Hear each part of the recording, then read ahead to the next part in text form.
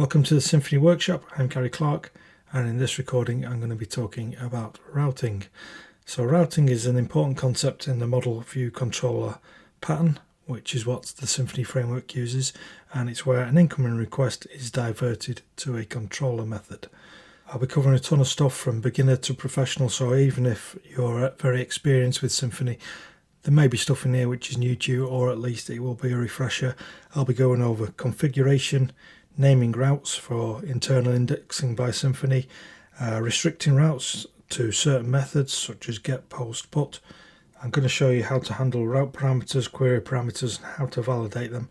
And I'll also show you something called Param Conversion, where you pass in a parameter, an ID or a slug or whatever, which is a property on an entity, and Symfony will give you an entity back.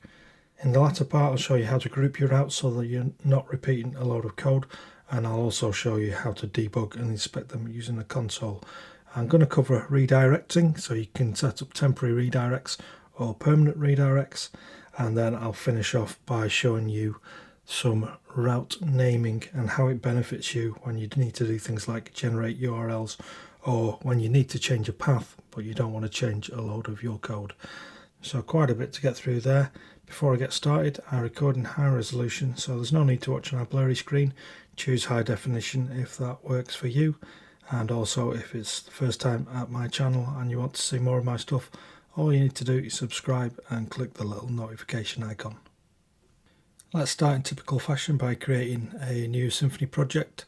I'm going to call it routing demo. You can call yours what you want, and this version flag tells Symfony that I want to use version 5.1, so if you do the same then yours should work exactly the same as mine.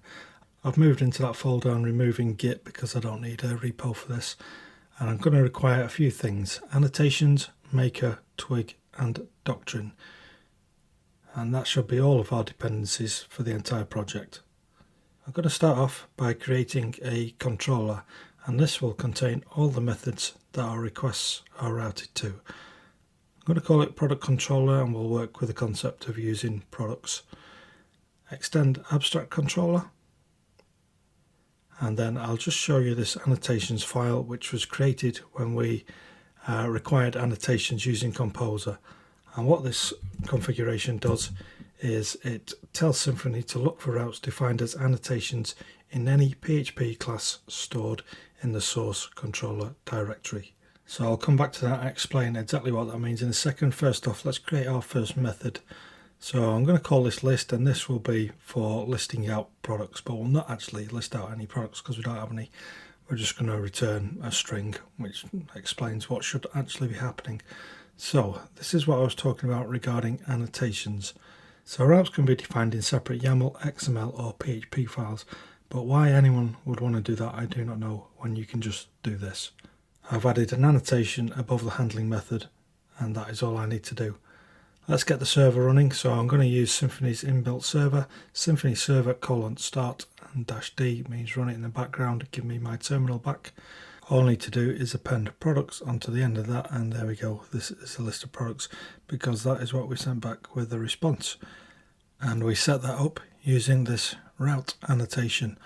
So we can also give these a name, and what this is like an internal indexing which Symfony will use. If you don't provide a name, it will actually create its own defaults using a combination of the controller name and the method. Another option we have is methods, which specifies the only methods which are allowed to hit this endpoint. So if I give it a refresh, we're using a get request. If I say that we can only use post requests by changing this to post and go back, and there you go, we have a big angry Symfony error. So first check out this. It's saying that the status code is 405, which is the status code for method not allowed, and then here's our error: no route found for get products, because we only have a route for post to products. Okay, I'll change that back and let's move on to something else. So what I'll show you now is parameters, and this is where we can grab part of the URL and use it in our logic.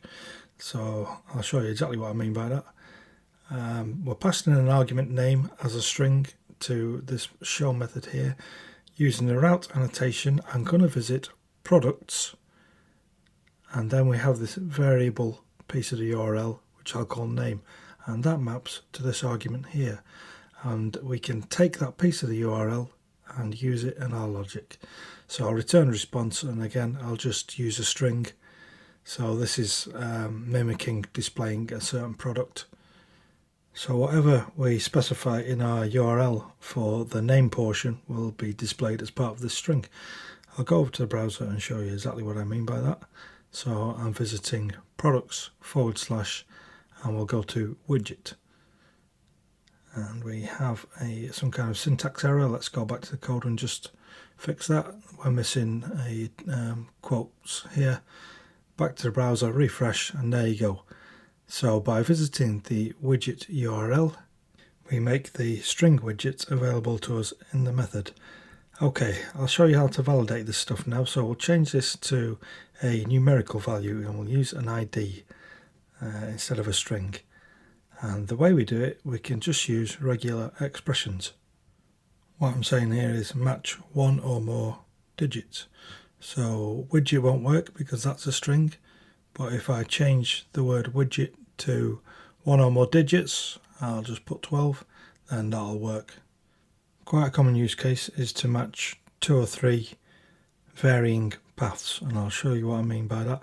So instead of having an ID, what we'll do is we'll have a products category.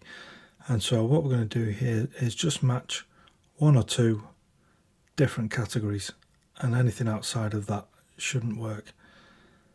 I pass in the category as an argument, and we're just going to say displaying product category, and then using a pipe symbol I can just create a choice between 2 or 3 different things. So here I'm just saying either old or new.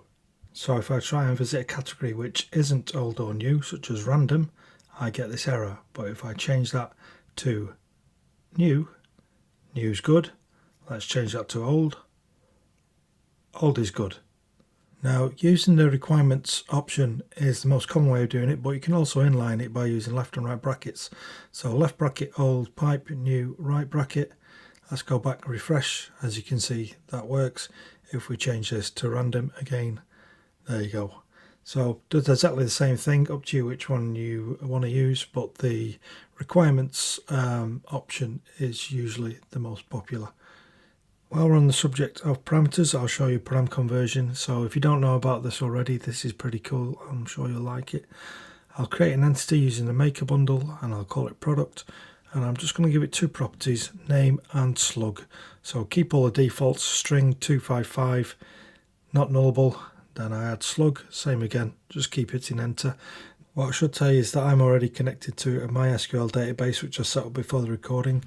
If you're unsure how to do that, I've got plenty of other recordings which show you how to do databases, etc. I'm going to make the migration, Symfony console make : migration, then all I need to do is migrate the database with Symfony console doctrine : migrations migrate. Then using whatever database tool you prefer, we just need to create a product. So here's my migrated database. I'm using Table Plus as my database admin tool. And I'm just going to create a product with the name of Acme Radio Knob, and then the slug is a hyphenated lowercase version of the name.